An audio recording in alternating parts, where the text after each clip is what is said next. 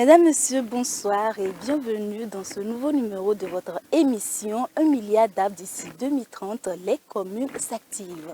Le paysage en dit beaucoup et comme vous le voyez, pour ce nouveau numéro, c'est l'une des communes de la ville des 7 collines qui nous accueille. Quelle est donc cette commune? Eh bien, nous allons le découvrir ensemble et c'est tout de suite.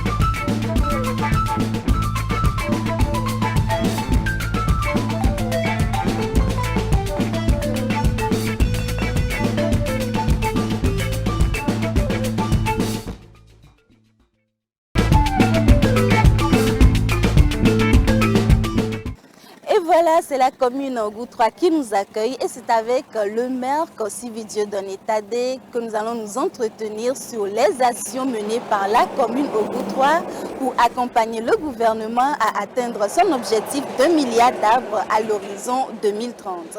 Comme à l'accoutumée, nous allons nous rendre sur un des sites reboisés par la commune Goutroua pour notre entretien. Nous y sommes, monsieur le maire, bonjour et merci de nous accueillir chez vous. Bonjour, merci d'être chez nous. Présentez-nous succinctement la commune Goutroua. Merci madame. Et la commune Goutroua, comme le nom le dit, Goutroua c'est l'une des 4 communes de la préfecture de Logou, qui est dans la région des Plateaux, et une des communes des 117 qui a une projection dans l'avenir, d'où nous appelons notre ville chef-lieu Gléy, la ville du futur. La commune Goutroua s'étend sur 446 km² avec 51 000 habitants. Donc la commune Goutroua est une commune qui est, je dis, commune bénie, parce que nous avons une source d'eau, une rivière qui traverse la commune, qui est intarissable, peu importe les moments, les périodes de l'année, contrairement à beaucoup d'autres cours d'eau de la région. Donc c'est une grâce. Nous avons un climat vraiment disposé pour permettre toute activité à tout moment. Nous avons une richesse qui ne dit pas son nom, qui fait dire que la commune Goutroua est le Togo en miniature. C'est-à-dire nous avons toutes les représentations des différentes communautés du Togo dans notre commune. Si nous prenons les savanes, nous avons la communauté des Moba. Nous venons un peu vers Doufelgo, Mango, tout ça là, les communautés sont représentées. Toutes les communautés du Togo sont représentées, d'où notre richesse et une importante visibilité et occasion, opportunité qui nous permet de nous projeter dans le futur. La commune Goutroua est une commune essentiellement agricole. Nous avons tous les produits agricoles qui sont sur place et nous avons l'un des plus grands marchés de la sous-région qui est le marché de Gléy, un marché dans lequel il y a les échanges commerciaux et céréales, tubercules et que sais-je encore. Nous avons le nécessaire avec des terrains très appropriés pour ces diversités de produits agricoles. Alors, le gouvernement a communiqué son désir de planter 1 milliard d'arbres à l'horizon 2030. Quelle appréciation faites-vous de ce désir du gouvernement? Le projet de gouvernement, la vision du gouvernement de planter 1 milliard d'arbres d'ici 2030, je peux dire, est une grâce pour nous. Parce que regardez, nous ne sommes pas assis ici sous des toits, mais c'est sous des arbres que nous sommes, sous des palmiers. C'est l'objectif du gouvernement, de trouver la paix l'espace vital un peu partout et de favoriser un climat idéal pour tout citoyen et tous les pays voisins du Togo. Cette vision, cette projection de 1 milliard d'arbres, nous l'avons reçue et acceptée avec fierté et nous nous y mettons pour parvenir, pour jouer notre partition dans cette lutte.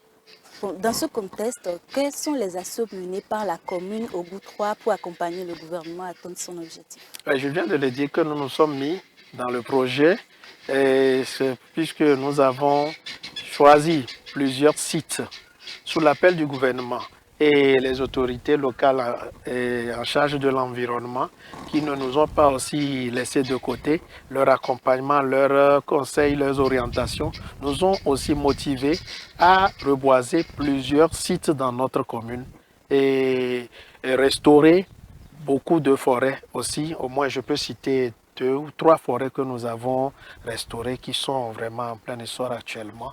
Et je peux dire par là que nous avons mis pied et c'est par ces actions que nous avons répondu à l'appel et nous continuons de répondre à l'appel du gouvernement pour atteindre ces milliards d'arbres en 2030.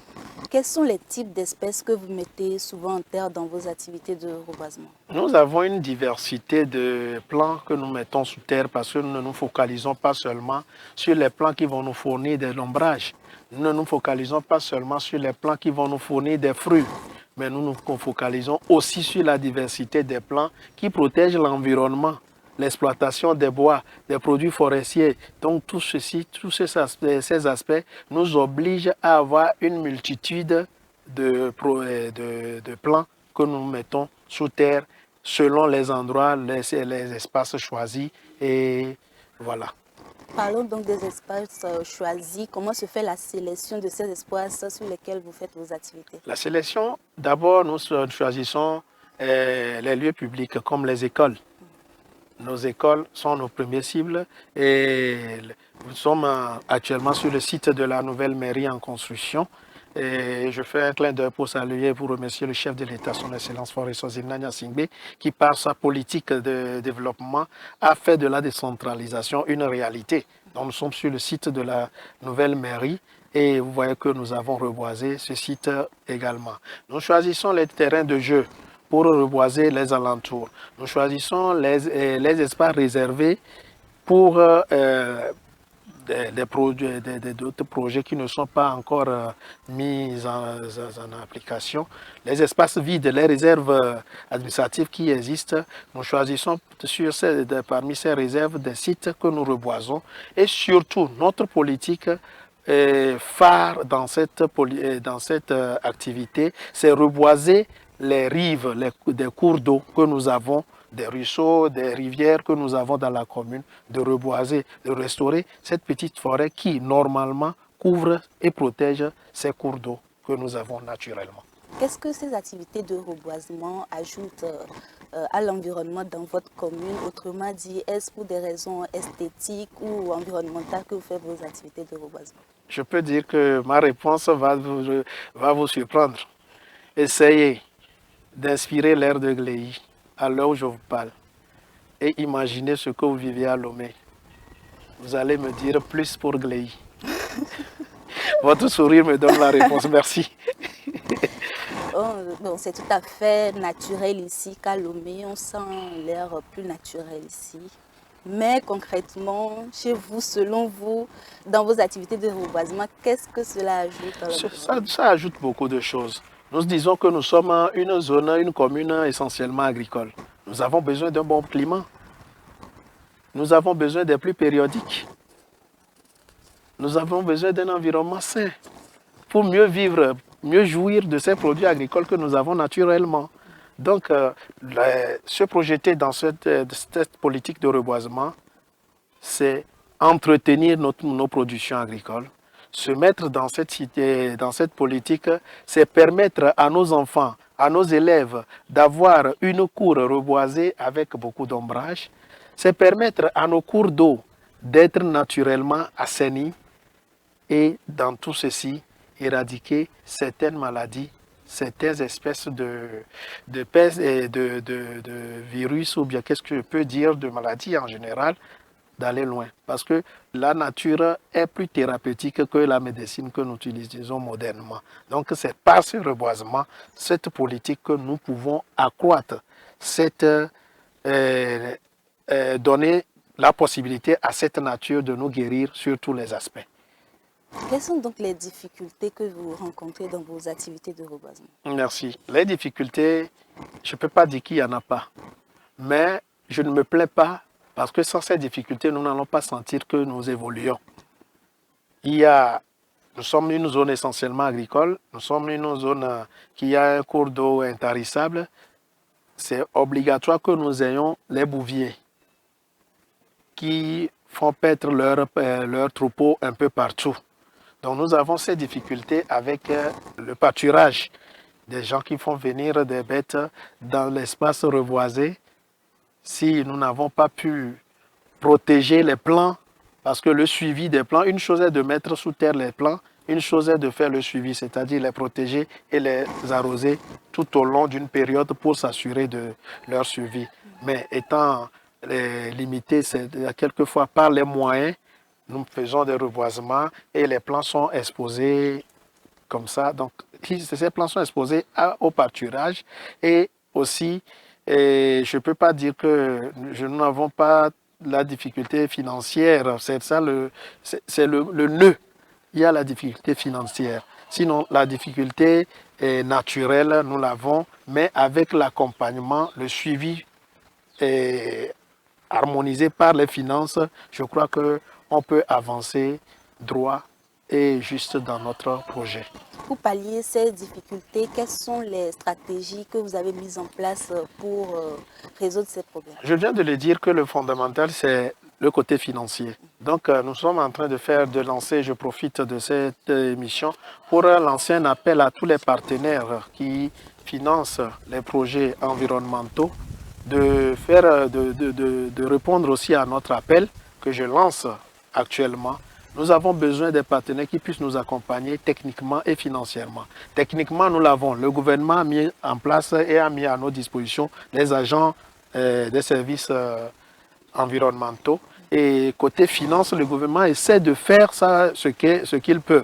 La commune aussi essaie de faire ce qu'il peut. Mais nous avons besoin d'une poussée des partenaires pour pouvoir réussir ce pari.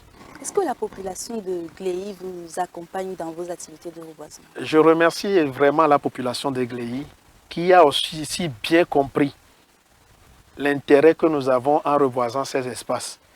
Et je remercie le gouvernement qui a mis les moyens nécessaires pour vulgariser cette politique de 1 milliard d'arbres d'ici 2030 qui a permis à la population de Gléy de comprendre et d'intégrer à cette politique en partie majoritaire. D'ici 2030, les objectifs ne sont pas encore atteints. Maintenant, quelles sont les actions à venir dans la commune Ogou 3? Les actions à mener dans la commune Ogou 3, comme on le dit, qui va piano, va sano, va lontano. Nous avons commencé, nous allons à crescendo.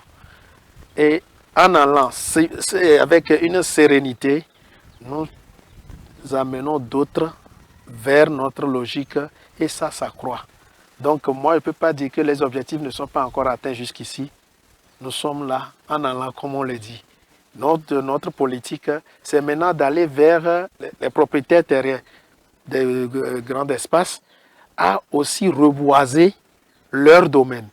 Parce que nous avons cette politique, cette disponibilité qui a été mise en place par le gouvernement de pouvoir mettre à disposition des plans et même faire un suivi selon le taux de reboisement que l'individu a fait. Donc c'est une politique que le gouvernement a mis en place. À nous de vulgariser cela vers nos populations rurales et de mettre ça en application sur le terrain. Nous sommes pratiquement à la fin de notre entretien. À l'endroit de la population, quel est votre mot de fin? Le mot de fin, c'est merci à la population de la commune Ogou 3. Merci à nos parents producteurs, à nos parents agriculteurs qui comprennent et intègrent cette politique de reboisement. Je veux bien féliciter cette population dans cette allure mais je demande plutôt plus d'engagement pour qu'à la fin, nous puissions nous féliciter mutuellement pour dire que vraiment nous avons réussi. Merci à la population de Gléy, merci à vous qui nous permettez de véhiculer le message nécessaire afin d'atteindre ces objectifs. Merci à votre hiérarchie et merci à tous les téléspectateurs. Merci également à vous, monsieur le maire. Ainsi se referme ce nouveau numéro de votre magazine 1 milliard d'arbres d'ici 2030. À vous et moi, on se dit à très bientôt.